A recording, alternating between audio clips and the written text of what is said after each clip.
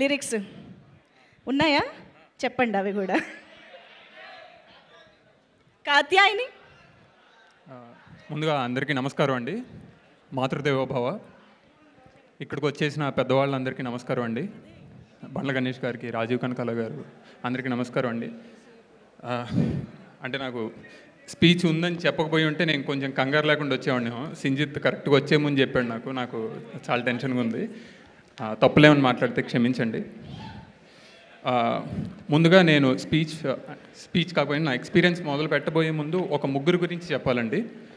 ముందుగా సాహిత్యం రాసిన వాడిని కాబట్టి అసలు తెలుగు భాష గురించి, తెలుగు మాటల గురించి ఎలా వాడాలరా అని చెప్పిన మా నాన్న గోలి హనుమత్ శాస్త్రి గారికి, అలాగే తెలుగు మాట సాహిత్యంలో ఎలా మారాలి అని చెప్పిన సీతారామ శాస్త్రి గారికి,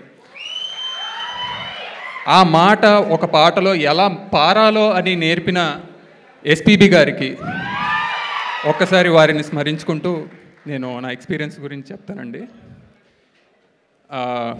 ఫస్ట్ ఇది అంత డెబ్యూటెంట్స్ అందరూ ఉన్నారు. మౌలి దగ్గర నుంచి మొదలుపెట్టి ఏ రేంజ్లో కొట్టాడో చూసాము. ఆదిత్య హాసన్ గారు as a producer debutant, Mouli as a hero debutant, Martand as a director debutant. So ఇంతమంది డెబ్యూటెంట్స్ కలిసి ఇంత బ్లాక్ బస్టర్ కొట్టినప్పుడు నాకు తెలిసి వీళ్ళందరూ కలిసి ఒక వెబ్సైట్ పెడితే దానికి పేరు www.blockbustercinema.com అని చెప్పి ఉండాలి. అదిరిపోయింది. అంటే నేను మా లిరిక్స్గా ఏమన్నా చేసినా నాకు తెలిసి రిలీజ్కి ముందు థియేటర్స్కి తేవటానికి ఓకే ఈ పాట ఇలా ఉంది, ఈ పాట నచ్చింది కాబట్టి సినిమాకి వెళ్దాం అన్నది ఒక రకం అండి. సినిమా రిలీజ్ అయ్యాక నేను రాసిన చదువు లేదు సంధ్య లేదు సాంగ్ కావచ్చు, కాత్యాయని భోంచేయవా సాంగ్ కావచ్చు, ఈ రెండింటినీ ఇంకా నాకు ఫస్ట్ నేను చదువు లేదు సంధ్య లేదు ఒకటే రాశానని చెప్పి అందరికీ తెలుసు. కాత్యాయని భోంచేసావో థియేటర్కి వచ్చాక నేను రాశానని చెప్పి తెలిసాక ఒరే నువ్వు రాసావా ఇది ఎట్లా ఏంటి అని చెప్పి చాలామంది అడిగారండి. All credit goes to first Marthand, Sinjith. And దానికి అది అంత బాగుండటానికి కారణం మెయిన్ ఆన్ స్క్రీన్ విజువల్స్గా మనం చేసిన ఆర్టిస్ట్ మౌలి గారు కానీ, శివాని గారు కానీ, వీళ్ళందరూ ఎస్ఎస్ కాంచి గారు, రాజీవ్ కనకాల గారు, వీరందరూ దాన్ని చూపించిన విధానం వల్ల అదంతా కనెక్ట్ అయిందండి. సో అందరికీ థ్యాంక్స్ అలాట్ అండి. సో నెక్స్ట్ సింజిత్ గురించి మాట్లాడాలండి. సో 2021 నుంచి మా జర్నీ ఉంది. సో తనువంతా అనే సింగిల్ నుంచి స్టార్ట్ అయిందండి. అప్పటి తర్వాత చాలా డక్కముక్కీలు పడ్డాడు, అన్నీ చూస్తూనే ఉన్నాం. అరే ఎలా చేయాలి అని అనుకుంటున్న దగ్గర నుంచి సింజిత్ ఇలా చేయాలరా అనేదాకా వచ్చింది. ఇప్పుడు నేను చెప్పడం అక్కర్లా, మొత్తం మహేష్ బాబు గారి ట్వీట్తో సహా దద్దరిల్లిపోయింది. స్పెషల్ మెన్షన్ చేసి చెప్పడం అన్నది చాలా పెద్ద విషయం. Super hearty congratulations, very happy for you.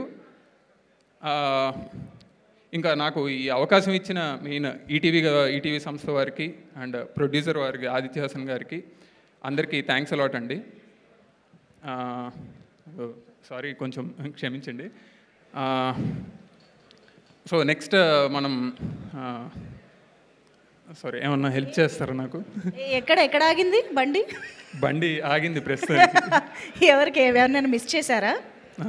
మీ కాత్యాయని గురించి చెప్పడం మిస్ చేశారేమో, మళ్ళీ ఇంటికి వెళ్తే ప్రాబ్లం అవుతుంది. మీ కాత్యాయని గురించి? మా కాత్యాయని లేదులేండి. లేదా? ఇప్పుడు వద్దులేండి, అనవసరంగా. మరి నన్ను గుర్తు చేయమంటే అవే గుర్తొస్తున్నాయి. సో సింజిత్ ఓకే చెప్పారా అందరి గురించి? ఎవరి గురించి చెప్పలేదు, మీరే చెయ్యొద్దండి వాళ్ళ గురించి చెప్తారు. వాళ్ళ గురించి అంట. సరే, థ్యాంక్ యూ గుర్తు చేసినందుకు. ఆడియన్స్ అందరికీ నా పాటల్ని గుర్తుపెట్టుకొని అందరికీ నాకు ఇన్స్టాగ్రామ్లో అందరూ పింగ్ చేస్తున్నందుకు వెరీ థ్యాంక్ఫుల్ అండి. Thanks a lot. ఇలానే ఇంకొన్ని పాటలు సింజిత్, థ్యాంక్స్ అలాట్. ఇలానే కొంచెం ముందుకు తీసుకెళ్ళాలి నాలాంటి వాడిని. సో మనమందరం సాహిత్యాన్ని గౌరవించుకుందామండి, సాహిత్యం రాసేవాళ్ళని గౌరవించుకుందామండి, తెలుగు భాషను గౌరవించుకుందాం. అంతేనండి. Thanks a lot. సూపర్ అండి. Thank you so much.